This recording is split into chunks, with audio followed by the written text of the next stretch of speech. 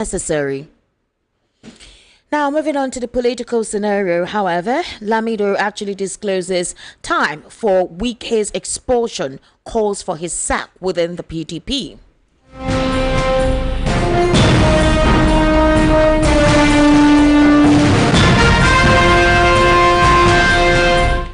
Also, President Tinubu seeks National Assembly approval for fresh multi-billion-dollar borrowing. In another development, however, Peter Obi draws attention to plights of Nigerian children. And on stories outside the shores of Nigeria, new US-backed aid group begins distributing food in war-torn Gaza. Details now.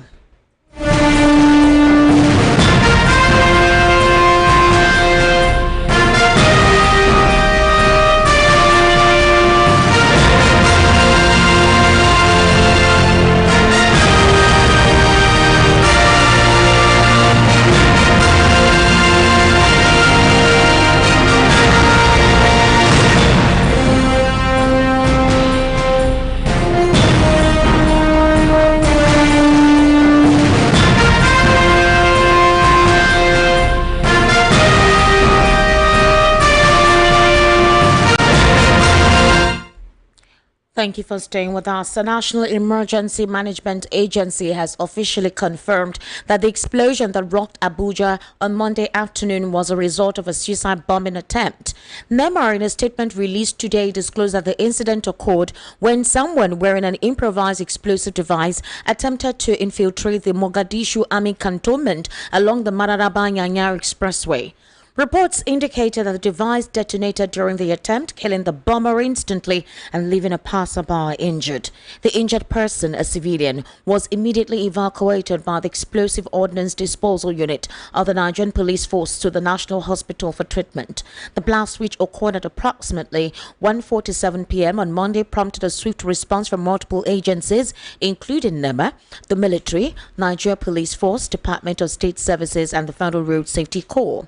Recall that the Nigerian Army and the FCTA command of the Nigeria Police Force had confirmed the explosion, noting that investigations were ongoing. Forensic experts have commenced the investigation into the incident, and the operation was concluded at 5:29 p.m. In a very distant development, Islamic State West Africa province ISWAP fighters have hastily evacuated at least 15 dead bodies of their comrades after a failed midnight assault on New Marte in Borno State. Zagazola Makama, a counterinsurgency expert and security analyst in the Lake Chad region, made this known in a post on his X account on Tuesday. Makama disclosed he was informed by impeccable sources that the insurgents on about 20 motorcycles had launched a coordinated attack on troops in New Marte at about 1:35 a.m. on Tuesday morning. According to the reports, the insurgents arrived on motorcycles and with a vehicle-borne improvised explosive device apparently aimed at breaching the battalion's defenses. However, the terrorists were overwhelmed by the combined firepower of Nigerian troops under Operation Hadinkai, supported by the Nigerian Air Force Air Component. The VBIED, meant to cause maximum damage, was abandoned by the terrorists as they fled under sustained fire and aerial bombardment.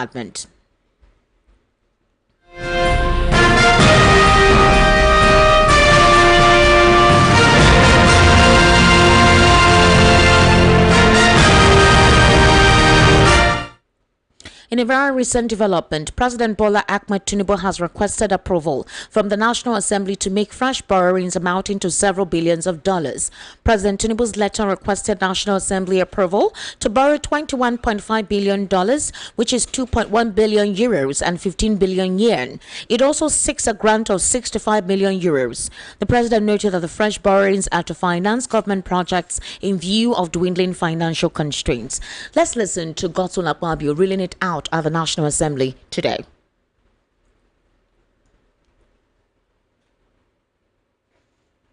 We are looking at so, distinguished colleagues, I'll take this again. We are looking at requests for approval of the federal government 2025 to 2026 external borrowing rolling plan in the total facility and projects and programs under the borrowing plan of $21.5 billion and Japanese yen 15 billion and grant of 65 million euros respectively, and the summary of the breakdown is attached herewith. The Senate, in the light of the removal of the fuel subsidy and its impact on the national economy, approval is sought for the external borrowing plan. I want to emphasize that the projects and programs included in the borrowing plan were selected based on thorough technical and economic evaluations, as well as their anticipated contributions to the socio-economic development of the country. These initiatives aim to generate employment, promote skill acquisition, foster entrepreneurship, reduce poverty, and enhance food security, all of which will improve the livelihoods of the average Nigerian. The majority of these projects and programs will be implemented across all the 36 states of the Federation and the Federal Capital Territory. In light of the significant infrastructure deficit in the country and the vast financial resources needed to address this gap amid declining domestic funding, it has become essential to pursue prudent external borrowing to close the financial shortfall. These funds will primarily be directed towards critical infrastructure projects, including sectors of power, railways, healthcare, amongst others. Given the urgent nature of these needs and the importance of stabilizing the economy, it is crucial to seek the consideration and approval of the distinguished Senate for the 2025 to 2026 external borrowing plan. This will enable the government to fulfill its obligations to the Nigerian people through timely disbursements and effective project implementation. While I look forward to the consideration and approval of the Senate, please accept, distinguished Senate President and distinguished Senators, the assurances of my highest regards. Yours sincerely, Bola Ahmed Tinubu, President, Commander-in-Chief, Federal Republic of Nigeria. All right, you just listened to Godswill Akpabio there, the Senate President, reading the letter that was sent to the National Assembly to borrow more monies. Now, a high court in the Federal Capital Territory has issued a bench warrant for the arrest, investigation and prosecution of a director in the Federal Capital Territory Administration, Joseph Iriki, along with 11 other individuals. VOP News understands that this arrest order was prompted by the defendant's failure to appear in court to respond to charges of criminal conspiracy, criminal trespass, forgery, and the use of a forged document as if it were genuine concerning landed property in Abuja. The federal government serves as the sole plaintiff, while the defendants numbered 1 to 12 include Boniface Agu, Ikechukwu Kanu, Joseph Iriki, Superstructure Limited, Bonatec Electrical Company Limited, Weatherfield Engineering, Marine Service Limited, Asher Information Services, Prince Isaac Omoluwa, and others. Well, those who issued the warrant on Tuesday specifically instructed security agencies to apprehend the defendants wherever they may be located within the country and present them before the court for trial on charges related to land grabbing. During the proceedings, counsel for the federal government, David Kaswe, informed the court that the defendants were on administrative bail and had been duly notified of the charges against them. However, he expressed frustration that all attempts to bring them to court had been unsuccessful, as none of the defendants could be found at the address they provided. In a 4-paragraph affidavit submitted in support of the suit, Kaswe stated that the defendants were arrested on allegations of criminal conspiracy, criminal trespass, forgery, using a forged document as genuine, employing criminal force to obstruct a public servant in the execution of his duties, wrongful restraint, and causing bodily harm. Now, in a very recent development, however, the personal assistant to President Bola Ahmed Tinubu on Domestic Affairs, Mahmoud Mohammed, Office of Vice President Kashim Shettima, has urged Nigerians to endure the pains caused by the government's economic policies. He said the pains of Tinubu's economic policies were necessary for building an economy that citizens will be proud of in the future. Mohammed stated this in a statement on Monday via his X handle. Shettima's personal assistant described his principal and Tinubu as leaders who care about the welfare of the nation and its citizens. Mohammed appealed to Nigerians to support President Tinubu's policies, adding that all the policies were for the growth of the nation. He assured the economic policies would birth a great nation that Nigerians would be proud of. Meanwhile, former Jigawa State Governor Sule Lamido has sharply criticized the Minister of the Federal Capital Territory, Wike, calling him a disaster and urging his expulsion from the People's Democratic Party. In a telephone interview to correspondents in Abuja today, Lamido expressed his dissatisfaction with Wike's action, stating that despite his long-standing membership of the PDP, he could no longer participate in leadership meetings as long as Wike and former Benue State Governor Samuel Otam remain on the party's board of trustees. He said, and I quote, "I remember a member of the PDP, a party I helped form, but I have made the painful but necessary decision to abstain from leadership meetings until Wike and Otam are removed with immediate effect from the board of trustees." Lamido was particularly vocal about Wike's role in the recent selling of the PDP National Secretariat, which he described as a betrayal of the party that had honored and brought him into relevance.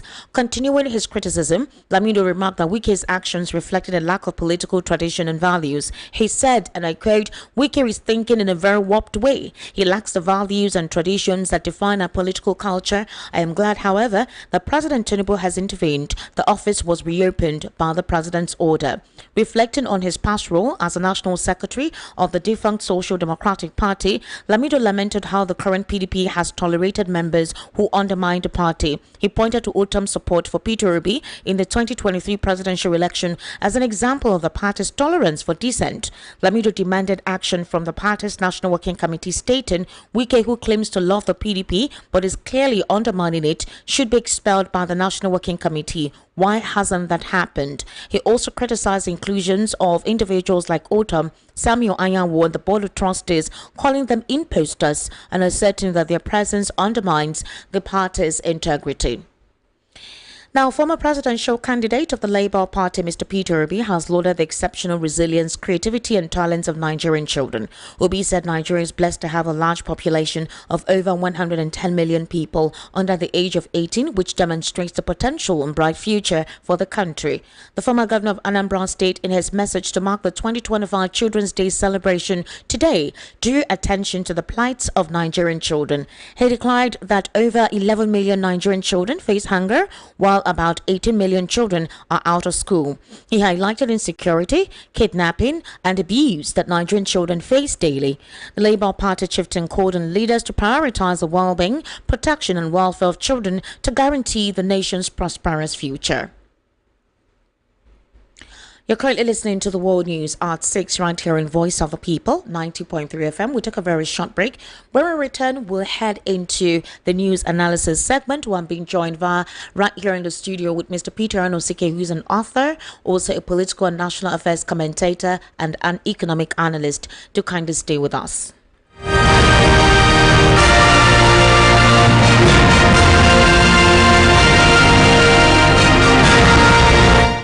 Mr. Peter Anosike, good evening and thank you for joining us on the World News at 6 today. Thank you for having me. Let's go straight to the conversation. The PDP seems to be internally imploding. At this moment, Lamido is asking for the immediate sack of Nyesom Wike, saying that he has dissented in the party, brought embarrassment to the party because of the selling of Wadata Plaza and even the other complex where the PDP members meet. But let's look at the scenario like this. The FCTA minister, that's not the only building that was sealed. Other banks were sealed, some filling stations, that some of the properties that were owing rent, possibly dues for a very long time. But the big question is this: why has the PDP not been paying their ground rent dues? That's one. Two, this even includes when Wike was actively on the opposition, when he was not supporting the APC as a government, especially during the administration of Muhammadu Buhari. He was supposedly the only strong governor who was keeping the PDP afloat. So why didn't he pursue to ensure that the bills, the dues and the rents and Wadata Plaza was paid for at the time? Well, mind you, INEC headquarters is also involved. Yes. Why wasn't it sealed? Why didn't Nyesom Wike seal INEC headquarters? Because they also defaulted in payment.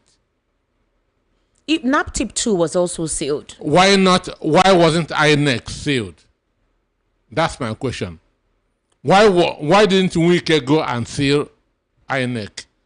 Because he is in coalition with INEC and the judiciary. So those ones will not be touched. Because Nyesom Wike, his own coalition is with the INEC and the judiciary. For me, and I believe in due process. I believe in due process. So when you default, you should be punished. Even a single governor can write off that bill. Okay. But why didn't they do it? Understand? Why didn't they do it? So sealing it is what's supposed to be done, but not doing a pick and choose. Not doing pick and choose. Wike was doing a pick and choose. There are other institutions that also are defaulted, including INEC. Wike should have gone and sealed the INEC. So, but on what the former governor of Jigawa State said, to me, it is belated. Wike should have. I called for Nyesom Wike sack 2 years ago. The question is, were they afraid? Because this National Executive Council meeting or convention is long overdue. They have been postponing and postponing. There was a Saraki committee to create some form of reconciliation amidst grieving members. Wike wants Samuel Anyamo to remain as the secretary of the PDP, and the other faction from especially the East-Southeast caucus, along with Saraki, wants Ude Okoye. Now, beyond that particular scenario anyway, if you recall, Wike just on Monday evening told us that he was no longer into any peace dealing whatsoever. He has extricated himself and said that the person betraying the party was Governor Sheyi Makinde, that they've reneged on certain agreements. And then the following day, we're hearing buildings being sealed off and FCTA directors being arrested. So that makes it a punitive measure. So what if the president had not intervened? What would have happened?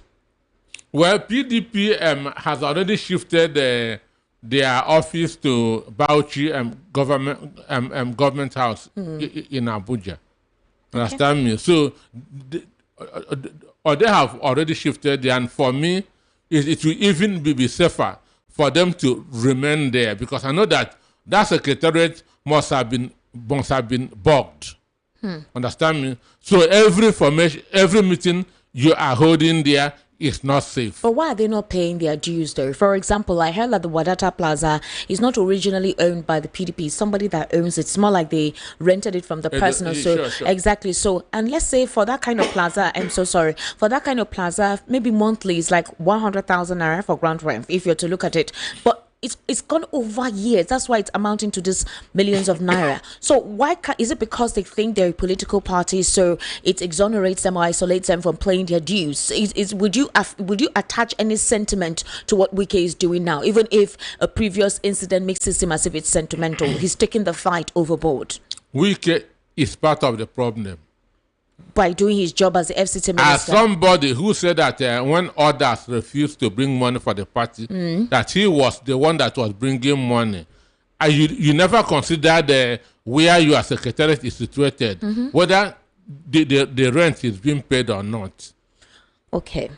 So now, do you think Wike will be sacked? Because Lamido is calling for his sack. Most members within the PDP are calling for his sack. Adetokunbo Pierce said the next meeting they are going to have. In fact, Bode George said, I think on May 29th, they're meant to have their National Executive Council meeting, even though now it has been postponed. On that meeting, a couple of persons will be expelled from the party, namely Nyesom Wike, Governor Umo Eno, Ovowere of Delta State. All the persons they think have reneged on the party's agreement, most of them will be expelled from the party. With Wike standing strong and firm and seems to be the president's favorite person, is it possible that will be achieved?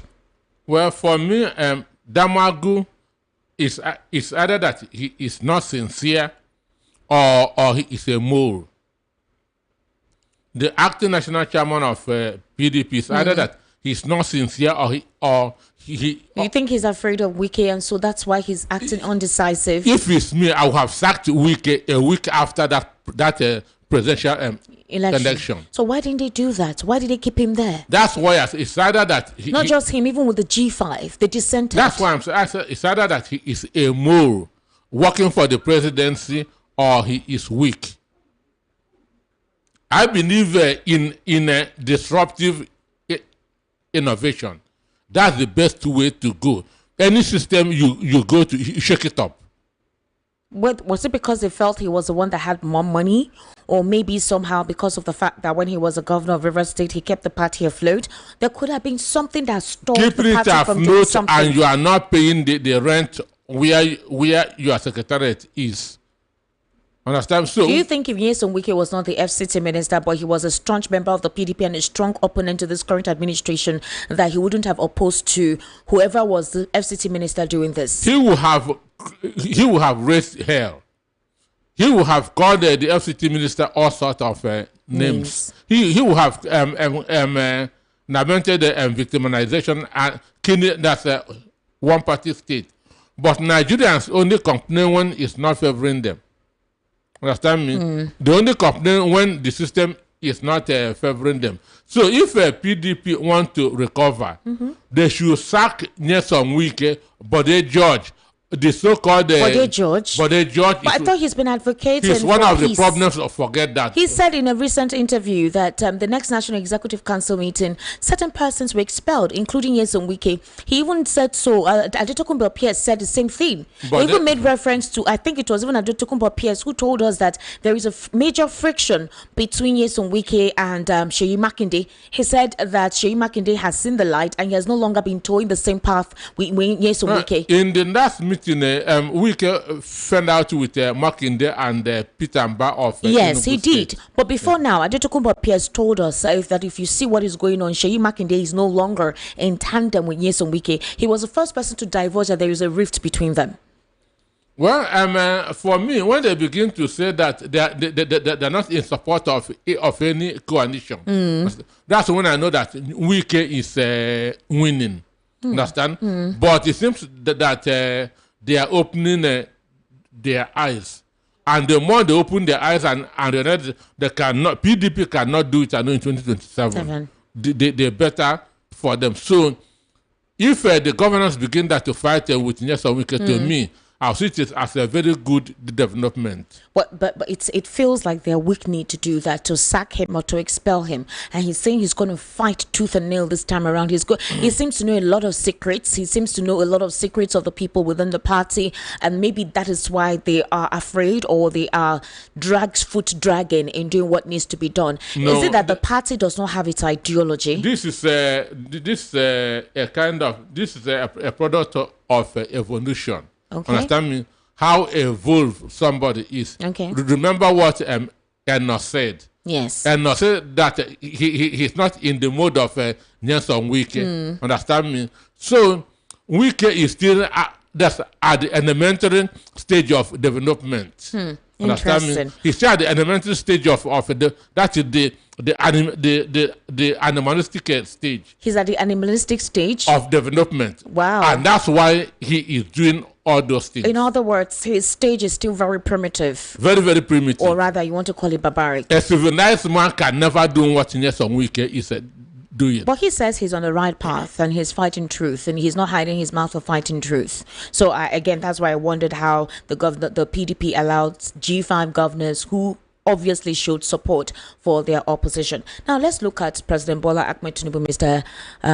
Peter Anosike. For example, you do know that under President Tinubu, the debt he has borrowed has soared to 56.6 trillion in just 23 months. All right, that he's been administering this nation, and it reflects that the nation's helmsman has taken monumental loans to fix the economy. That's basically what he's collecting these loans for. Fix what?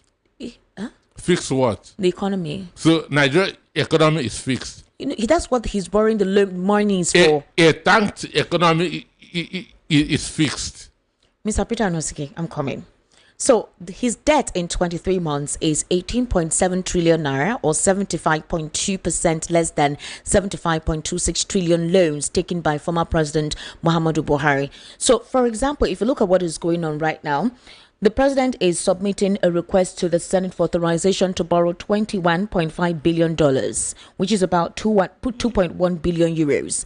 We've not had any accountability of the other funds. Like I said, 56.6 trillion naira in 23 months that the president has borrowed, either from the World Bank, more from the National Assembly. And now that the Senate president read this letter, do you think this motion will be easily expedited? Anytime anything comes from the president, they don't deliberate, they just accent to it. For me, it was even a surprise that they did not do a voice vote immediately and passed it. Coming to read it out, that it's even a waste of the president's time. Do you know there was a fresh loan approval of $1.08 billion from the World Bank? And that loan, according to the presidency, is to support education, nutrition, and economic resilience in the country. The total public debt is now above 144.67 trillion naira, which is a worry to financial experts. What Tinubu is doing now is to beat Buhari's record on borrowing. So what Buhari borrowed in 8 years, Tinubu wants to borrow it in 3 years, and he's going to do it. He is going to do it. So, and if you see the way Akpabio was trying to pronounce money, as if it is strange to him. Understand? Is it possible that the president doesn't know that he can sufficiently, raise sufficient revenue locally to finance projects? Is that the reason why this borrowing, we're seeing this borrowings? The only way to get money into an economy is to reduce your cost of governance, period. That's very easy. John Mahama of Ghana has done that. The current president of Argentina has done that. Cut your cost of government, you have money to spend. All right. So far, for example, the president borrowed $3.82 billion from the World Bank by October 2024, in addition to $500 billion he borrowed from the African Development Bank. President Tinubu has borrowed over 13.21 trillion naira from the World Bank for different developmental projects in the last 20 months.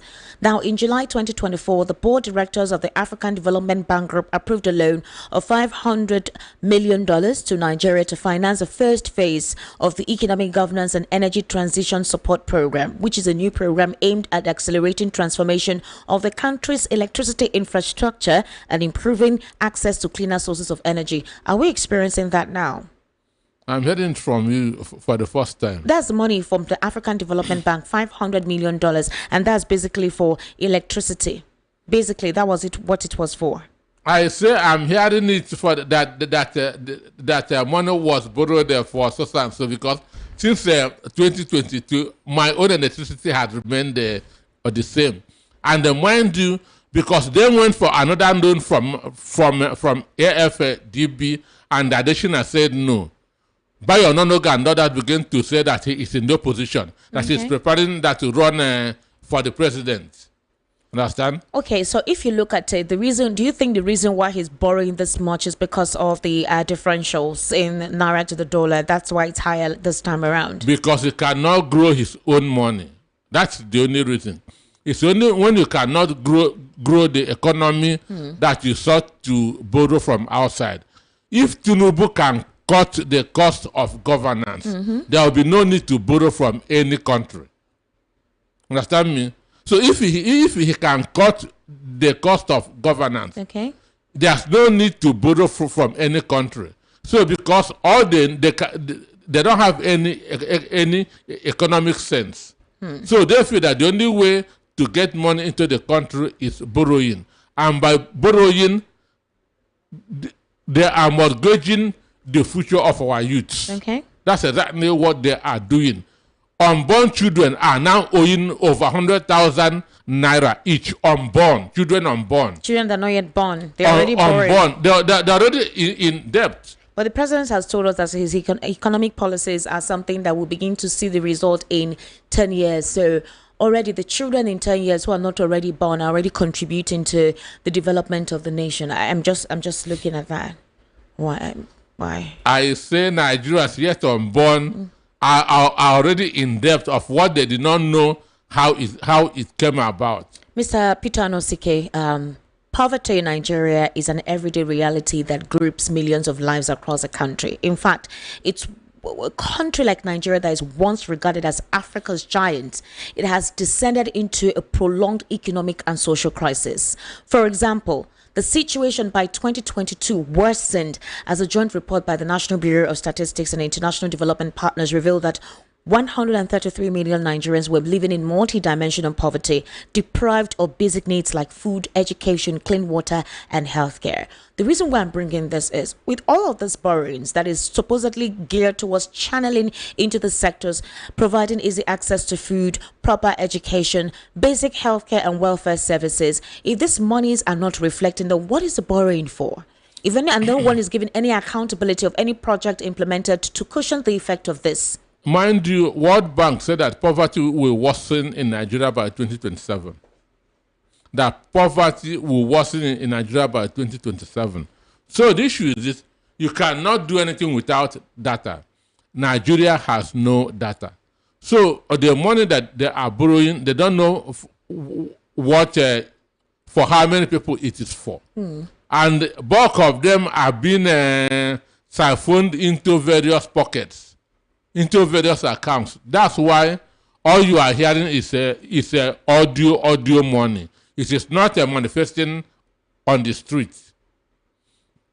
Assuming that all this money, the truth is there's nothing wrong with borrowing. Okay. But what are you using it for? Money for. That's the problem. So they are borrowing and sharing. Assuming that they are borrowing and using to grow the economy, Nigeria will not have been where it is. And the economy cannot grow with this insecurity. Okay. Economy cannot grow with this insecurity. So this morning, I was with a former Nemasa DG. Yeah. He was complaining that ships come to Nigeria and go back empty. Ships come to Nigeria with goods and then go back empty because we're not exporting anything. So we're basically just importing. Just importing. And we're not taking anything out. Why is that so precisely? How can you export where there's insecurity? Moving from point A to point B is a life-threatening risk. Understand me? So if that is the case, this morning now that the president is asking the National Assembly to approve, who would monitor it? Is there no checks and balances? There's is none there in the nobody country. monitoring anything? Nobody's monitoring Nobody's anything. asking questions. Even all these World Bank loans collected, there's nobody coming out to tell us that, okay, this is how much we used the money, this is what we did, these are the projects completed, these are others ongoing, these are the ones uncompleted, these are the ones that we expect more funds to continue with. I don't know if you understand where I'm coming from. So we keep hearing this billions of dollars and euros and all whatnot, but nobody comes to tell us that this is what they've effectively done with it. The responsibility of the National Assembly is to check what the executive is doing. But today, we have a National Assembly that has become a department in the executive. Understand me? A department in the executive. Executive, sure. That's what the National Assembly is. So, Ababio said that we are not elected to give the president a problem. That's what he said. But Bamidele is saying the opposite. He's saying that if there were a rubber stamp National Assembly, they wouldn't have taken time in deliberating on the policy reform initiative that was brought to them. But a couple of persons feel that certain persons needed to ensure that their interests were well served, and that was why that long or lengthy deliberation had to be held. So there's no more checks on the executive. The National Assembly have committees for oversight functions. All these budgets, how is implementation being done? What is the extent of work? That's not happening. So that's why corruption is now higher in Tinubu's government far more than in Buhari's own government. And do you think that in the next 4 years, if the president supposedly wins through whatever way, that we'll see more of this? It's going to get far worse. It's going to get far worse because the president is aging by the day. Understand me? Okay. He will not be as mentally sharp as now in 4 years' time. So this is what civilized countries think of. But at the time, the president feels he's physically and mentally capable And he has accepted the endorsement of the APC. Joe Biden felt the same way too. Understand me? Joe Biden felt the same way too, that he was even feeling 26 years younger. All right, let's look at this. The People's Democratic Party finally, right now, breaking, they have accused the administration of President Bola Tinubu of inflicting hardship on Nigerians due to its economic policies and programs. I'm actually surprised because this is coming from Damagum. This communique was issued by him, accusing the Tinubu government of inflicting pains on Nigerians. And he said that the government of the day remains insensitive to the plight of citizens, saying apart from the economic woes, there are wanton killings, banditry, and kidnapping. They also accused the APC government of attempting to force a one-party state on Nigerians by stifling opposition voices over the fears of losing the 2027 election. The question is, why is Damagum saying this now? Is it because of what recently happened based on the sealing of their where they're supposed to converge in Abuja? Don't trust that guy. Because I'm wondering how he has not said anything all this while as a strong opposition party. Don't trust that guy. The idea is this: by keeping quiet, people are suspecting him, understand, of working for APC. Mr. Peter Anosike, when they were having their reconciliatory meeting, Nyesom Wike gave them certain conditions. According to him, these conditions were agreed by a group of persons who were present there. It was until he left, he said that they reneged. He said that the PDP governor should withdraw the suit to the Supreme Court challenging the state of emergency in Rivers State. He also said that the Supreme Court ruling on the secretary of the PDP should be maintained, that is Samuel Anyanwu. And because all of this were actually reneged upon, then he said he's going to fight. In all of that process, Damagum did not think that the administration of the president was stifling or that the administration is dissenting opposition voices and wanting to enable a one-party system. So if that is the case, are you telling me that Damagum is not in the camp of Wike all this while that all has been going on within the PDP? He has been working with Wike. He has been working with Wike, but people are getting wiser. People are getting wiser. People are now seeing that this guy could be a mole in PDP. So the only way to kind of free himself is to begin to criticize the government. If Damagum is heart and soul is in PDP, he would have sacked Nyesom Wike 2 years ago. So what stopped him? Is it because he felt he was still the acting chairman? Was it certain interests? Is there any corruption allegation on him that he's afraid of anybody opening the window to? Or could it be because of Nyesom Wike's direct access and close relationship with the president? Because as it stands now, some people think that if Wike whistles, the president comes running.